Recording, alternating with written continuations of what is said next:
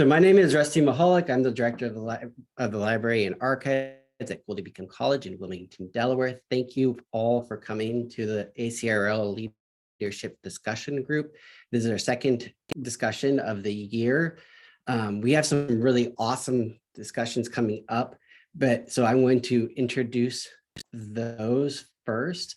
This one in April will be led by Aruj Nizami and Alex Ellen and Inkerly, both in Canada, and they're going to be talking about people, programs, and personality, striking a balance in library-led justice.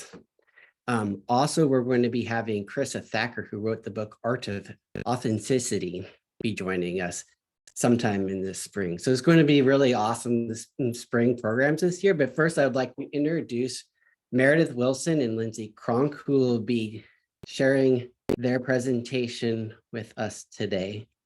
Thank you, ladies, for coming, and now off to you. Yeah, we'll take it away. I'm gonna pull up some slides. Just zoom in, and we will. How's this thing work? View slideshow. Does that look good to everybody? Next question. Can you hear me okay? Great.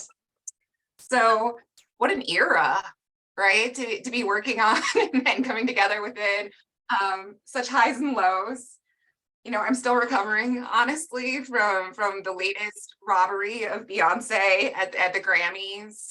Just a tragedy for our times, but I was really buoyed this week by the knowledge that there's a very dishy Barbara Streisand memoir coming next November. And it's really a joy to join all of you today as well.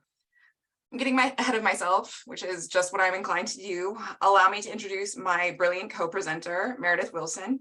She's a colleague whose mind for licenses is literally second to none, and I encourage you to hit her up around how to make friends with your purchasing department. But she's currently the head of acquisition and resource management at Boston College, where she manages a team of 10. She holds her BA from the University of Massachusetts Amherst and MLIS from the Pratt Institute.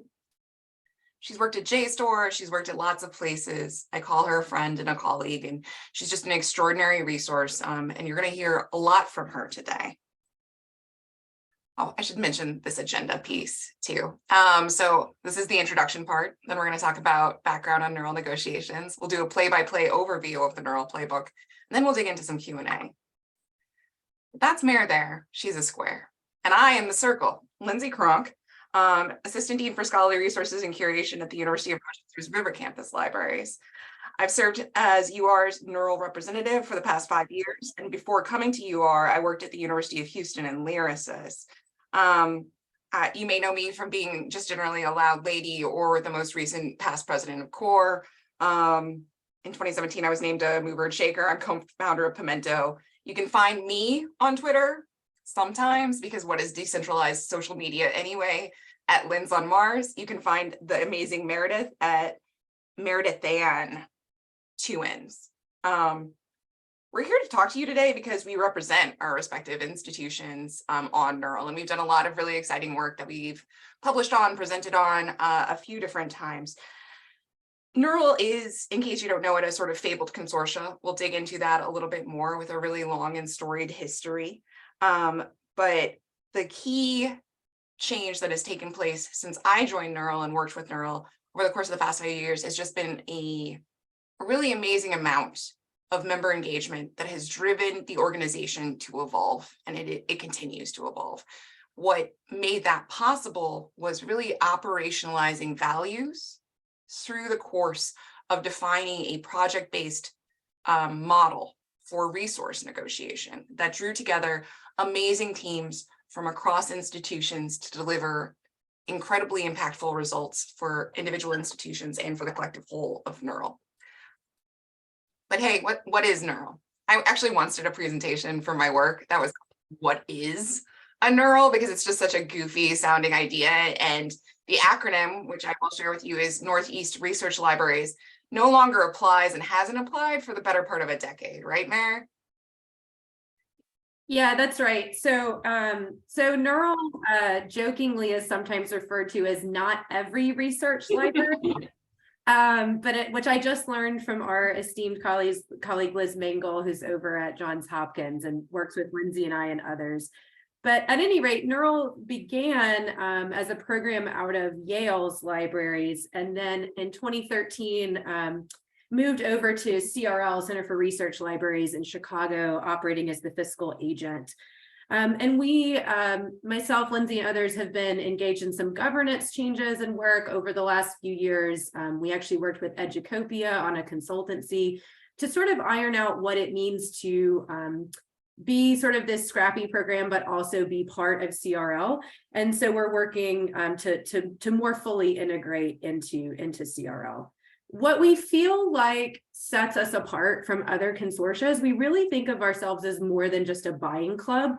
And we hope in this presentation, we can talk to you a little bit more about what that means, and also how you can apply some of these principles even in your local negotiations, as well as with other groups that you might be a part of. We also want to talk a little bit about joy. That might sound kind of like a touchy-feely thing or an odd thing, but over the last, I guess, year or so, I've realized that joy has really become a part of our strategy. Those of us that work in collections or acquisitions or whatever it's called at your institution, you know, you're renewing and canceling the same resources year over year. You know, we sort of live and die by the fiscal calendar. That can be a slog. And so how do you actually mark with yourself and with the teams that you lead when something is actually done? How do you celebrate those wins? And we realized that that was a really important part of what we were doing. We also are going to talk a little bit about what the executive director of NERL calls the secret sauce. And that's really that we're ultimately a bottom-up organization. We negotiate all of our contracts on negotiation teams. We'll talk more about what that looks like and the structure of those. And we ultimately want to make sure that we leave enough time at the end for your Q&A, and also talk about some of the points that Lindsay likes to make about how NERL and consortia like it can really be a powerful retention tool for your staff locally.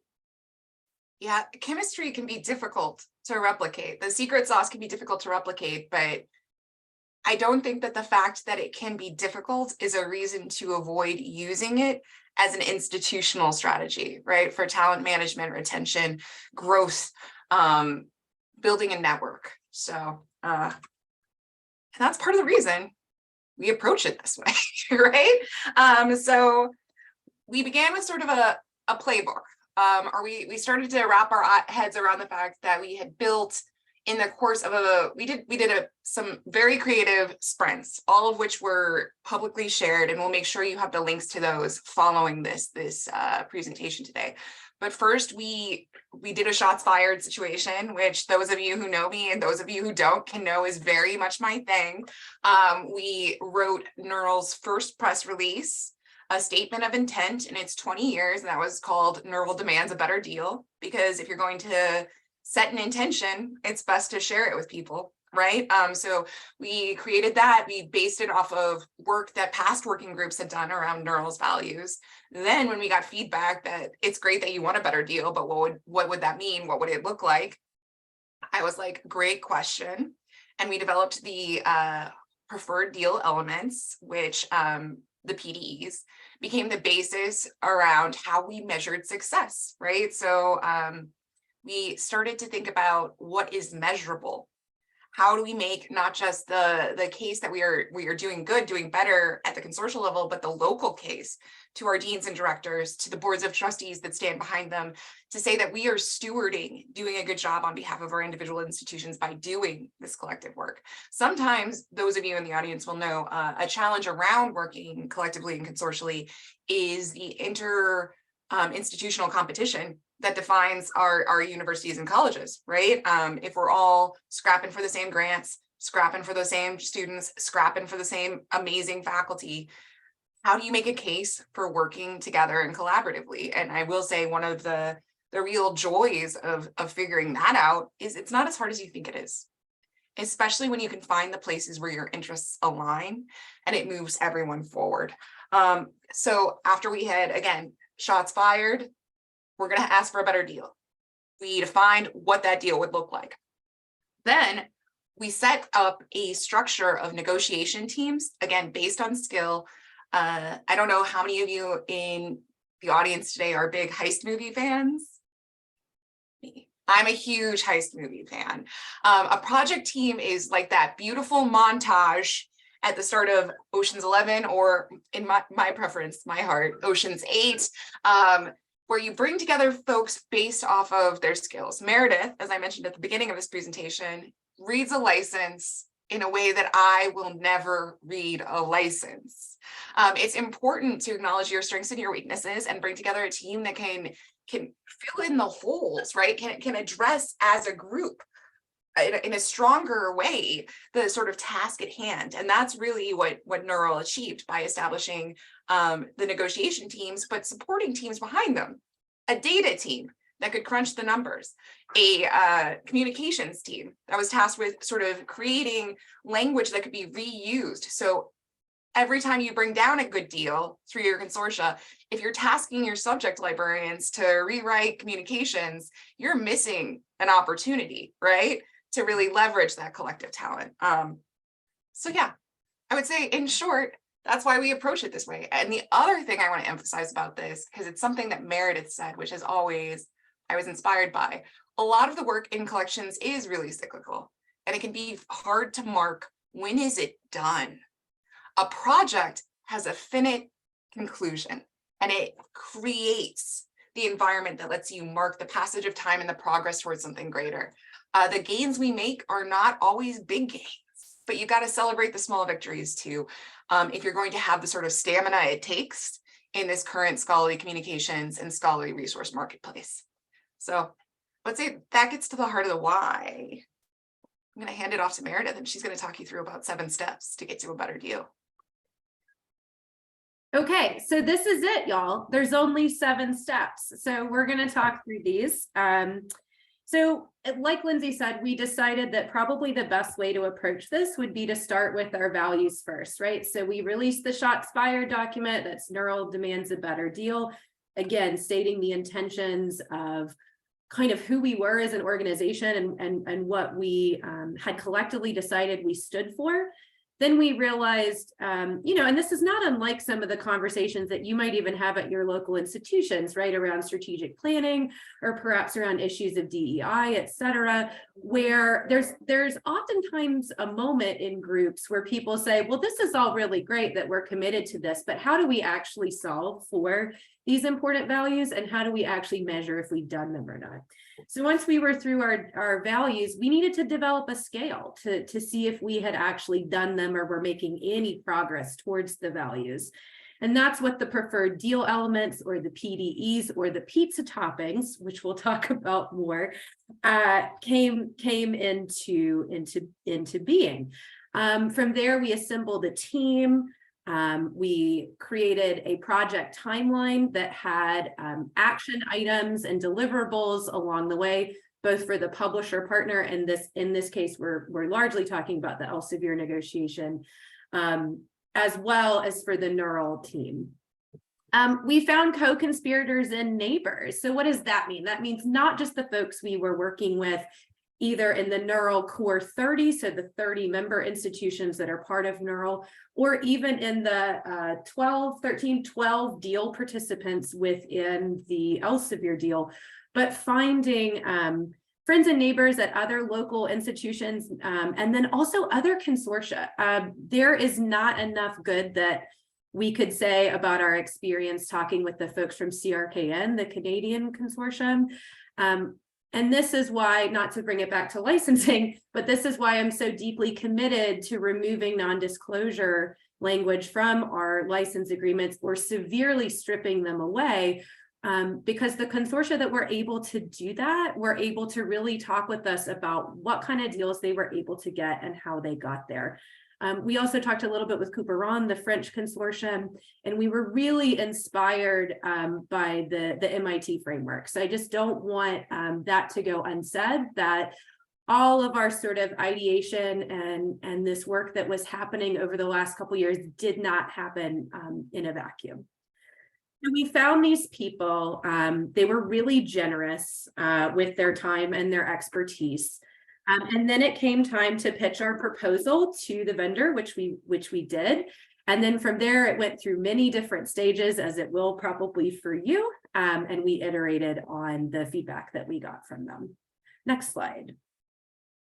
All right, so again, start with your values first. You know, one of the things that came out of us doing that work to define our values was we landed on transparency, sustainability, equity, reproducibility, and flexibility.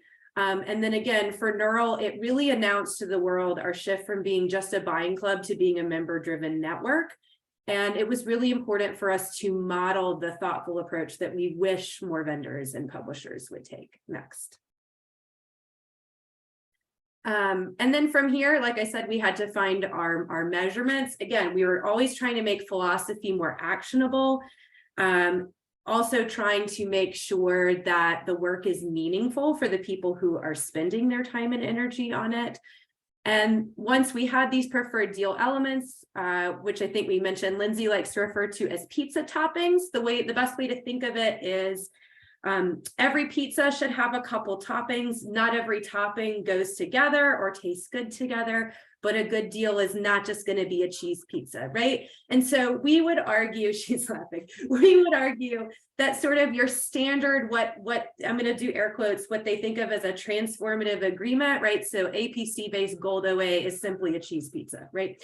So we're looking to do things Extra cheese. Yeah, very cheesy deal.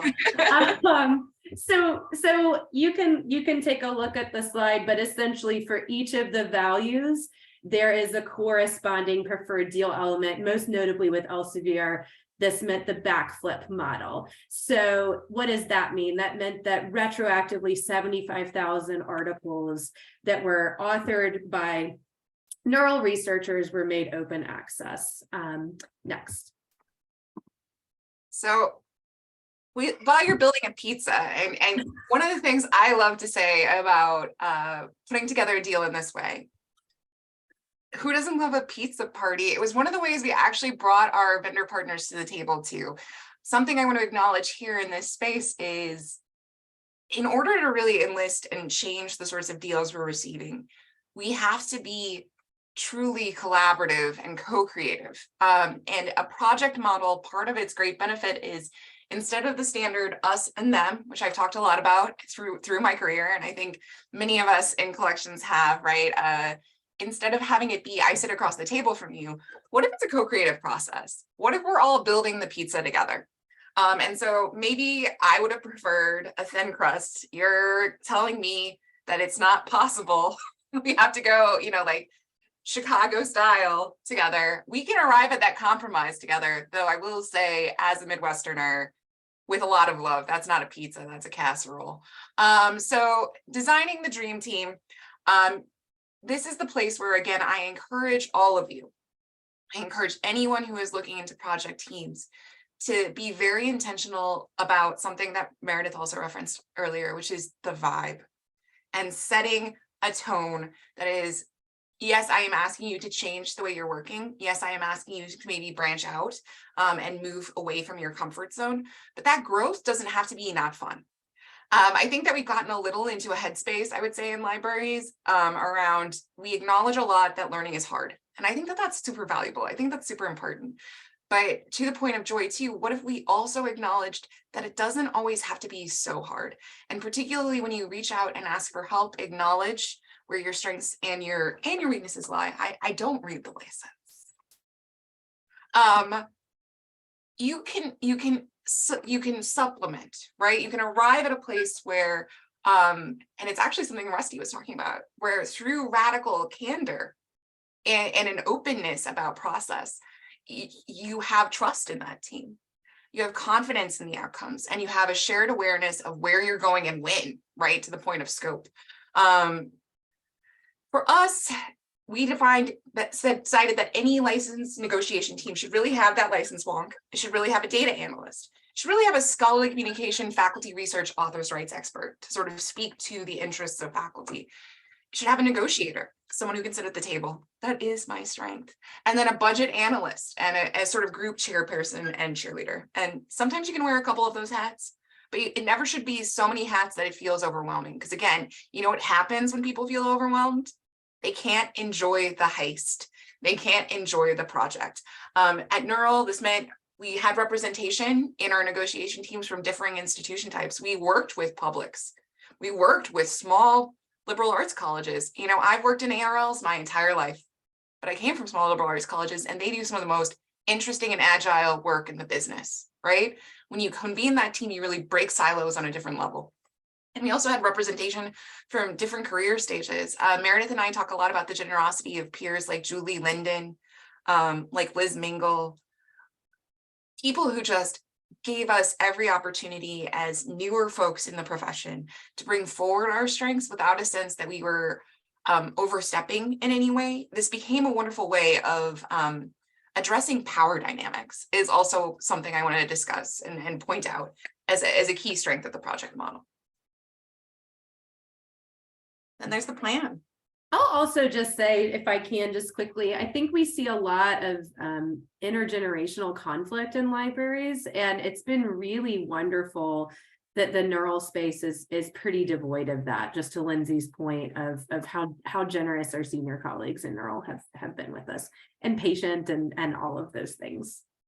That informal mentorship, which is something that we were going to call out, is something, again, no, we can't bottle the secret sauce for you, but it's a, what's the word I'm even looking for? A characteristic that you can seek to nourish in whatever way you are approaching projects. Mary, you want me to talk about planning, or you want to talk about planning?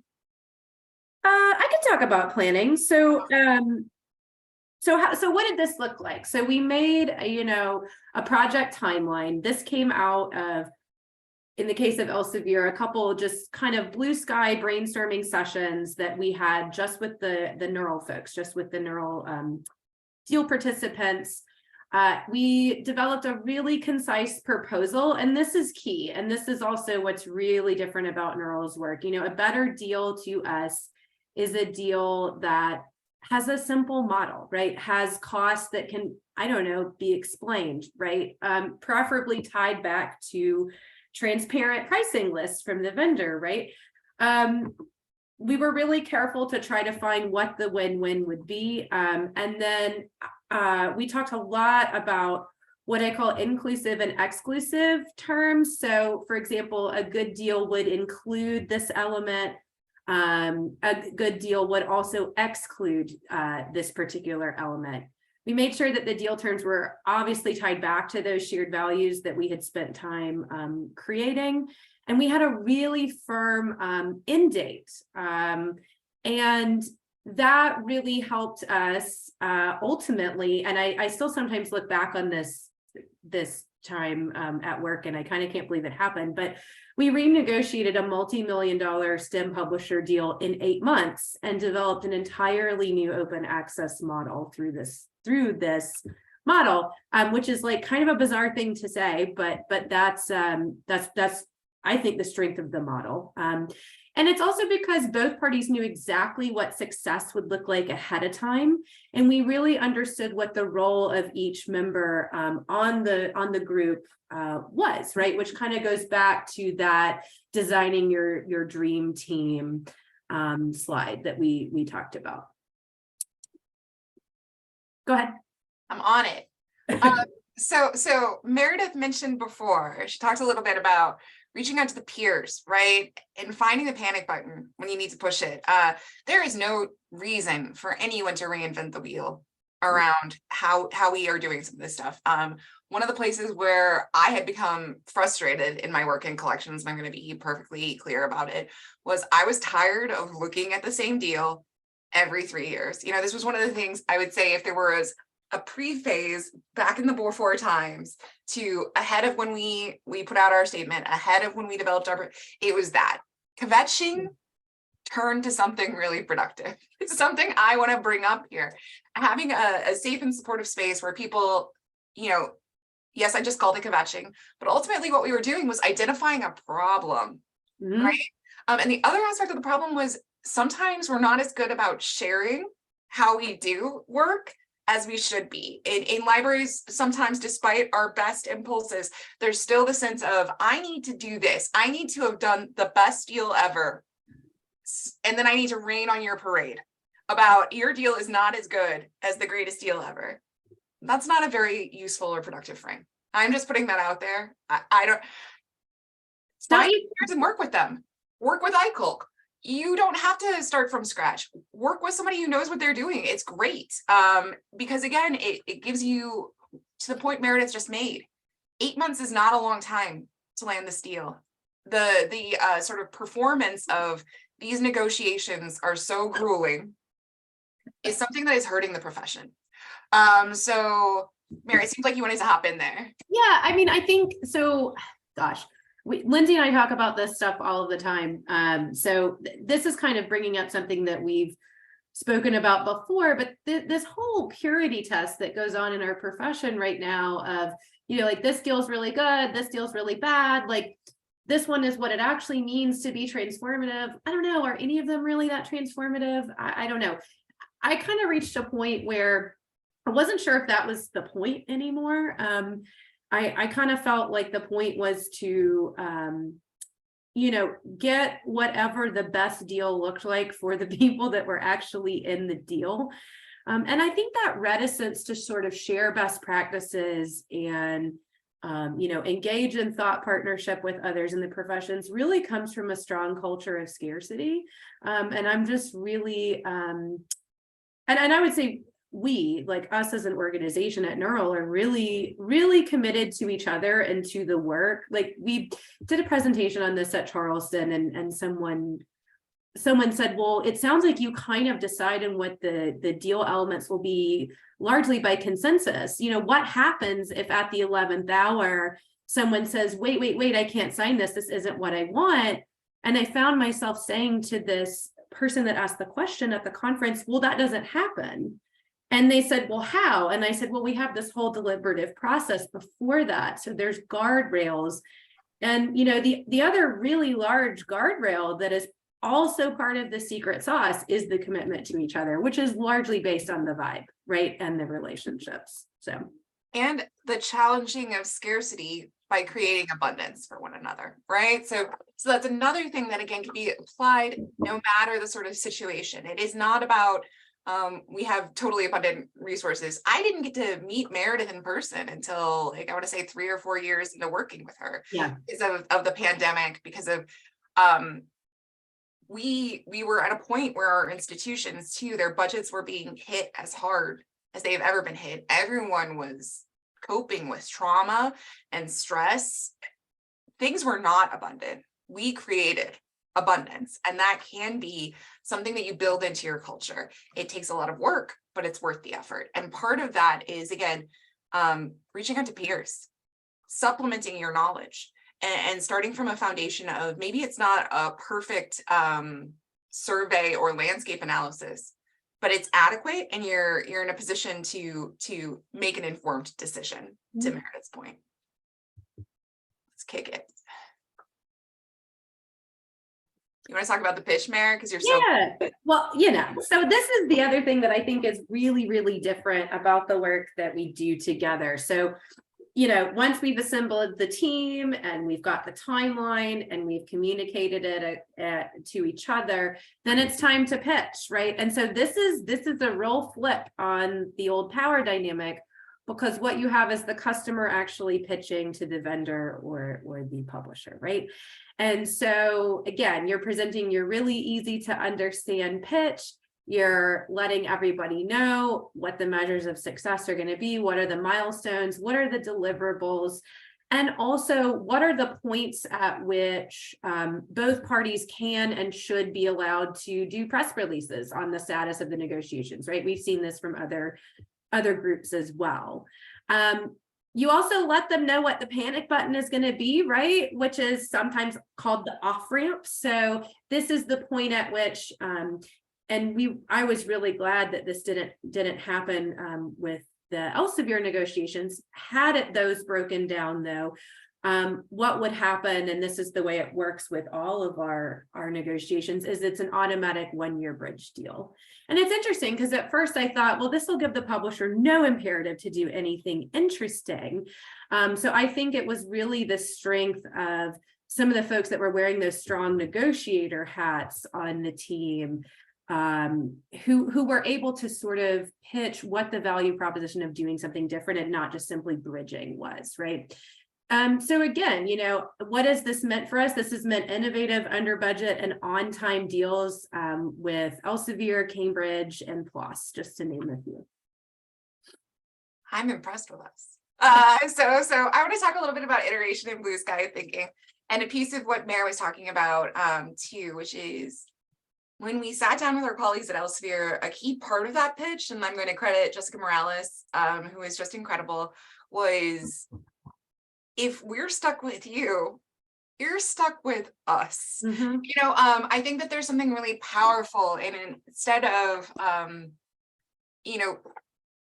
when I first got into the field, there was sort of a fixation on the idea of when do you walk away? Walking away is the single strongest and most powerful thing you could do in a negotiation, is the single strongest piece of leverage.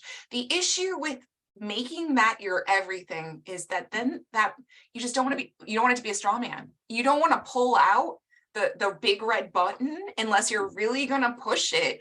And we knew we weren't, is the thing that I want to make sure is clear, because we had worked collaboratively with this group of institutions, it wasn't going to happen. And so being honest about that, and coming back around and saying, we're going to work with you.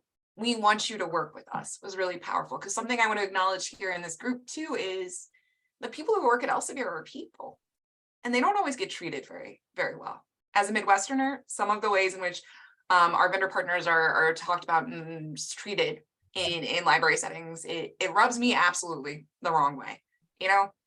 We all need to be truly engaging and working together respectfully to sort of advance, again, scholarly communication in which we are all operators and stakeholders, but it was through that piece of setting mood and vibe that we were able to get into this iterative blue sky thinking, to get beyond the sort of limits of how we've always thought about these deals. We were able to engage in a series of visioning meetings. We were able to, again, say, what if the pizza wasn't a pizza at all? We got really and some of the thoughts that came out of that process, notably Ken Peterson's design of the backflip, they wouldn't have been possible if we were working alone, if we hadn't had a team, if we hadn't come together, if we hadn't set the mood, if we didn't have a high trust organization, right? It was all of those elements together that made this possible, because blue sky thinking is an act of courage, right? And it's also an act of thinking abundantly, even in an environment of scarcity, right? So you have to have people that are able to go there. So at NERL, what did this mean? It meant planning meetings with the negotiation team members. And I would say those were on a regular schedule too. People knew when they could get consistency. I can't say it enough. I know it's probably not the first thing people think of. It's one of the single most important things. Just have it on the books, have it so people can count on it. Monthly meetings with publisher partners and smaller representatives from that negotiation team.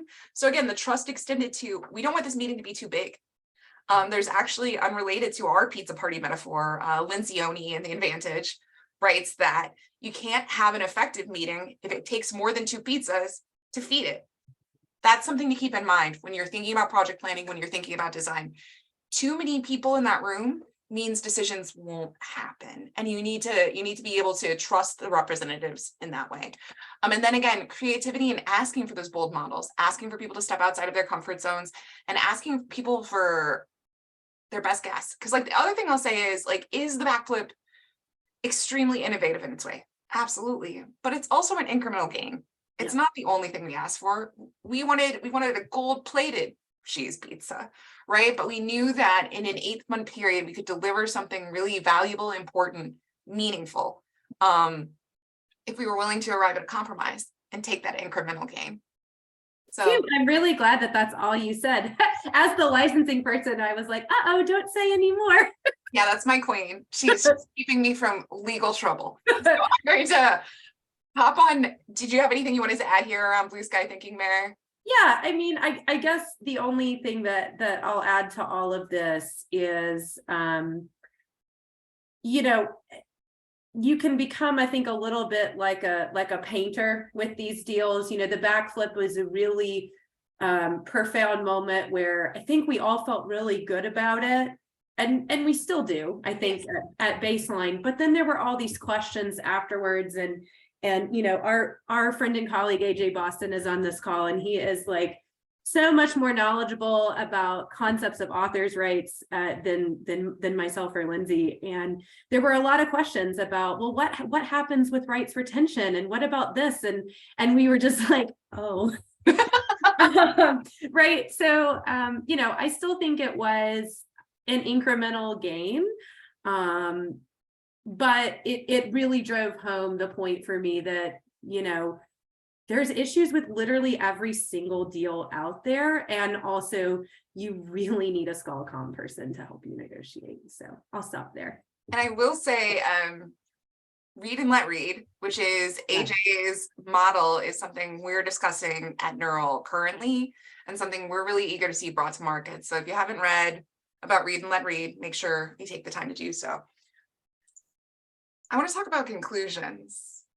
I'm gonna circle back. I began and I will end with the Queen, Beyonce, Alpha and Omega, and share that the group chat that gives me the most life in terms of working in libraries is called Neural Renaissance.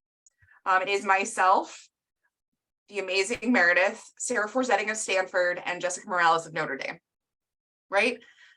We bother each other about literally everything. And we check in about everything. And we are, the thing I want to emphasize here on this meeting and in this presentation is that's just for folks, for people who have decided to make a connection, trying to make a difference, right? Like bringing something to an organization. It's more possible than you think it is all of the time. We did a presentation to cap our efforts for NERL in the past year at Charleston that was entitled "Won't Break My Soul." And as someone who once wrote a chapter on millennial leadership in libraries, I am now forced to acknowledge and concede that that chapter is the second most millennial work of my career now at this point. And note that I'm eager to just keep leaning into that. And as more and more of us keep entering positions of power and progressing the conversation forward, I'm just eager to see what comes of it. But here are my key sort of observations and pieces I want to share with you. And they're pieces that I've alluded to throughout this, but let's wrap a bow around it. What can you take from this model, whether or not you decide to get into projects at all? So I want to call out that informal partnerships can be as powerful or more powerful than formal networks, right? That group chat is shaping the future of scholarly communication.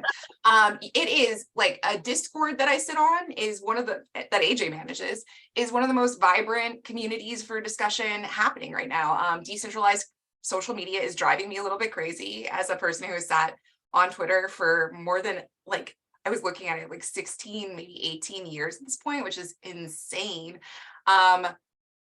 This is a trend that you need to be aware of, is this aspect of informal networks. And your institution should be thinking about what you do to create them, what you do to cultivate them, and what you do to help them be strong. I wanted to say that joy can and perhaps should be a strategy, that work needs to be something that gives people something back. And that in general, right now, you know, I joked about it being a dark time because of the Grammys, but if I'm frank, it's a challenging and really dark time in higher ed too. You know, and a lot of us are putting our workplaces back together. And a lot of us are looking at a sort of rising wave of cynicism about the value of what we do. And we need to work together on that. And joy can be a strategy for that. I want to insist that this system is really replicable. And as much as we said secret sauce several times, it's more replicable than you think it is. If you start to put the pieces in place, you will find that people want to work together on something meaningful, which is obviously that next bullet. consortia can be an incredible retaining tool, particularly for those of us. I came up on the collection side. I was never like, I sat in a liaison services department for a very brief period, but I didn't have a team really until I became a department head, and then that's different because you're leading a team. Loneliness tends to be baked into some of our organizational design in libraries, and consortial work, it can be powerful for breaking down silos across the profession. And it is also a powerful way for you to create the environment where your staff have connections where they can ask someone, is this a good idea? Is this a bad idea? Instead of being paralyzed, worrying that it's a bad idea, right? Finally, I want to say something here because it's been percolating and I don't have a perfect articulation yet, but from the very beginning of my work in libraries, which more than a decade ago at this point, we've been talking about how do we do collective investment? How do we do collective investment in open infrastructure? And, we had things like the 2% proposal, which was just like, just put 2% of your money towards open anything. And those of us who were managing collections did a little hearty guffaw because like, of course we were, that level of disorganization, like just invest where you want, is not going to help or move the conversation forward. Leveraging talent as an expression of open infrastructure through consortia or other means is a way to do so, and to make the case both locally again for an advantage and at the aggregate for we're pushing the collective good forward. To sort of circle back to the backflip, the way we sold that, because you have to, the way we sold that to deans and directors was there's a citation advantage, there's a retrospective citation advantage, and that's interesting now to be on the other side and trying to assess. So in general, there needs to be more joy in libraries. There needs to be more partnership. There needs to be more connection and community. And that's the NERL way. And that's something that can work everywhere. So those are my conclusions, our conclusions, I should say. Do you guys have any questions?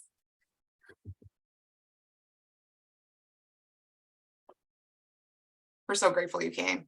I'm going to stop sharing here. I can pull up more slides. Oh, wait, I'm going to put up an acknowledgement slide first, and you can ask questions over that because I definitely want people to, Maggie Sapinaro, the queen.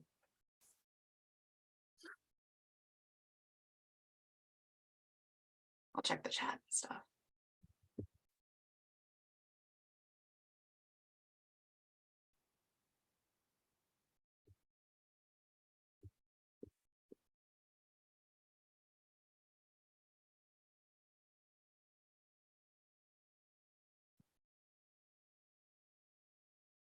So there's a comment in the chat, Yeah, but unfortunately the person has come up with your name, Lindsay Cronk. So I'm not sure who said it, but they said, love this, the vibes are infectious, and I can see how that would lead to deliberations more based on yes and rather than no but. Yeah, I think that's right. I think that's exactly what happened, right? Improvisational jazz.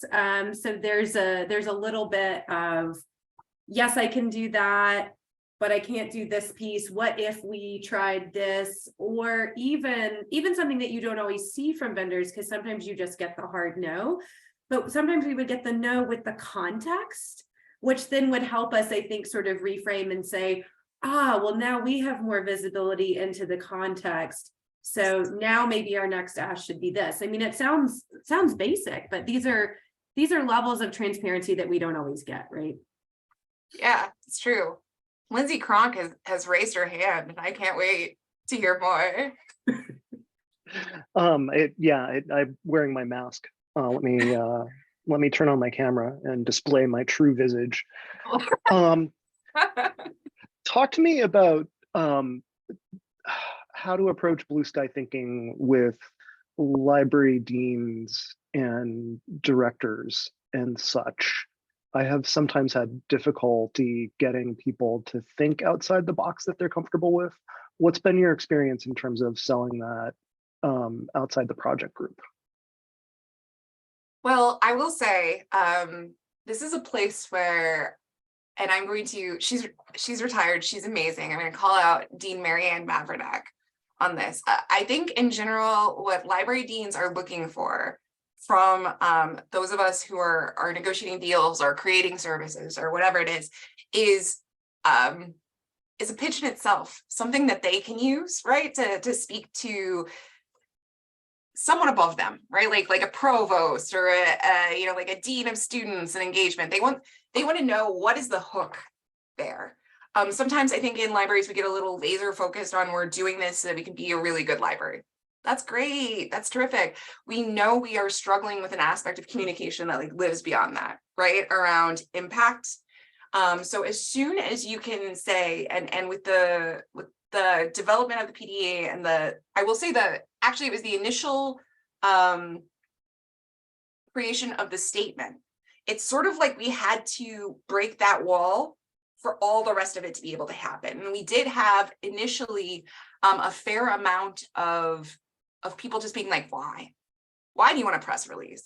Like, why is this important? And so we had to sort of develop a case around, this is how this helps advance the library's mission. This is how it helps advance the collective work of NERL. And so we had some talking points. Maridath knows I developed, and it really helps to have the group think, but then have someone again who is assigned to managing communications. So I would develop these emails I was sending to Marianne, and I would share them with the whole group, right? And then we'd go collectively. And then as soon as you get one dean on board, it's like you've hooked a coalition, will be the other thing I will say, at least in consortial work. But in general, someone wrote in the chat, you know, the vibe is contagious. That's true with deans too. You know, I actually think that there's like we talk about sort of the intrinsic loneliness of positions in libraries. It's really lonely up there too. So as soon as you sort of extend the hand and say, you're enlisted in this, I found people were really receptive to that too. In one of our sort of, we had again, our negotiations with Elsevier went wonderfully and they were terrific partners, but there was a point at which we were hitting some resistance with them around a negotiating point. And we actually worked with Winston Tabb, who is the former dean of Johns Hopkins, and Greg Yo, who is the executive director of ACRL, to bring them very briefly on a negotiating call. This is actually a move we stole from CRKN. So we brought them very briefly onto the negotiation call, and all they did was show up and say, no, you need to listen to these people. Like, this is the negotiating team. We believe in them, absolutely. We're here for 5 minutes, goodbye. You know? Yeah, and that's called the Deans on Deck strategy. Yes. and something else that I will, and I didn't coin that, Lindsay did, but one of the other things that I'll just say is whether you're a liaison or you're a ScholComm librarian or you're an AUL, whoever you are on this call, all library work, well, at least in academic libraries, has largely become about relationship management.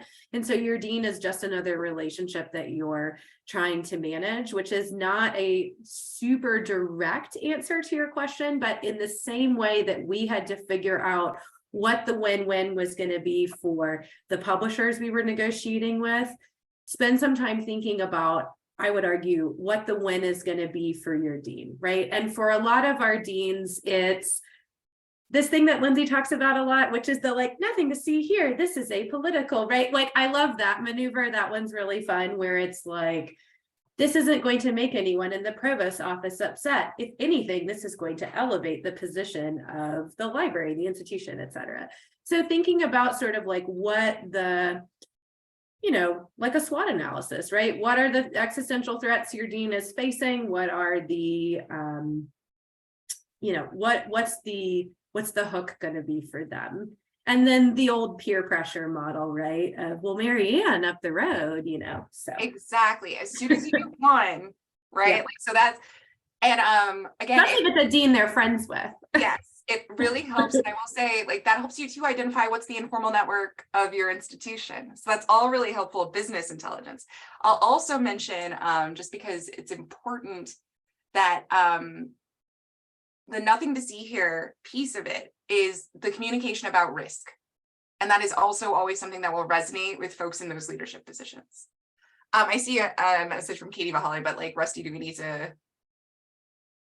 Thank you. I was just going to add on to what you said is, for as library director, I want bullet points. Yep. And the SWOT analysis goes a lot to that. And so I think as and everyone has a boss and everyone is very isolated. Yes. So if you can break it down into 3 bullet points, just like you do if you're teaching, 3 bullet points of pros and 3 points of negative, because I've gone to so many meetings where basically they're like, and what are the risks and how are we going to, how could this actually impact the college negatively? If you can break that down, you'll win over any library dean or director.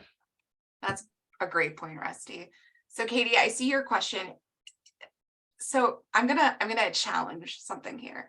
I think personal relationships and building trust, it's not just about how you relate to people. There were, in the NERL executive committee, we butted heads on a really regular basis. Meredith and I don't agree about everything. But you're so generous when you disagree with me. And same to you. I play a lot riskier and faster and looser than Meredith. Meredith is my natural foil. I thought it was the other way around. See, we're gonna have to talk about this. I know it's gonna be later. But we had there were deep disagreements and there are personality conflicts, right? Yeah. Like part of what we need to, again, and I really want to, something I really want to highlight here in this group is I am not saying like you need to be likable. I think that there's a danger that runs through our profession everywhere around people being expected to perform civility, likability.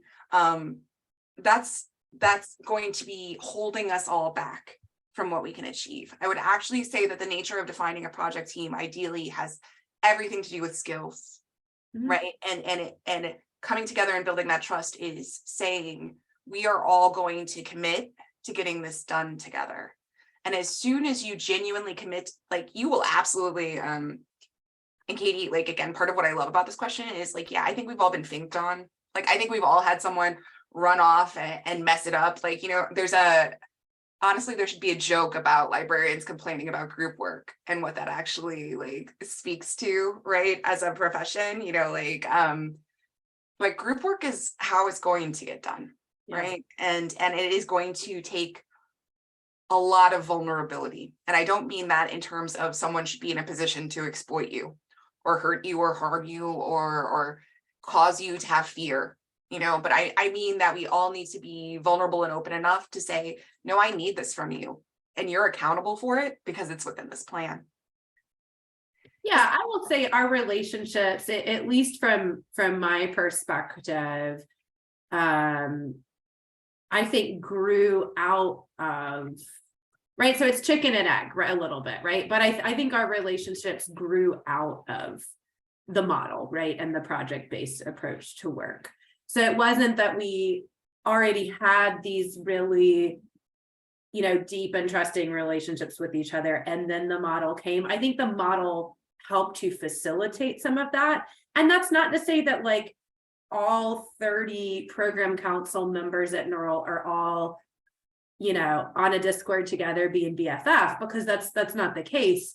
There are definitely, some, I would say like orbiting satellite groups, right? But when I think back on it, a lot of those groups, this is interesting, I'm just realizing it. A lot of those groups of friendships that have spun up in NERL and those informal sort of peer mentoring networks are from the different negotiation committees that the people sat on. So, because nothing brings you together like when you have to get something done. Like, and when I think of some of the deep distrust and issues that exists in some library organizations, I can't help but think projects as an expression of quick wins could be a great way to start to heal, right? And change culture for the good. And in a healthy culture, it can only add and benefit. So again, I'm biased, but I think it's good.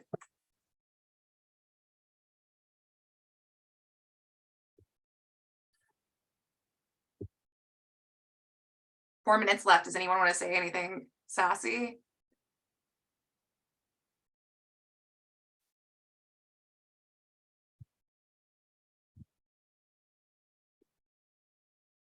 I can't thank you all enough for coming out on a Thursday in the middle of February. It's been delightful. And Rusty, thank you so much for having us. Yeah, of course. Thank you, Meredith, and thank you, Lindsay, for sharing your thoughts and provoking ideas with us. Thank you all for coming and have a great day. Thanks, guys.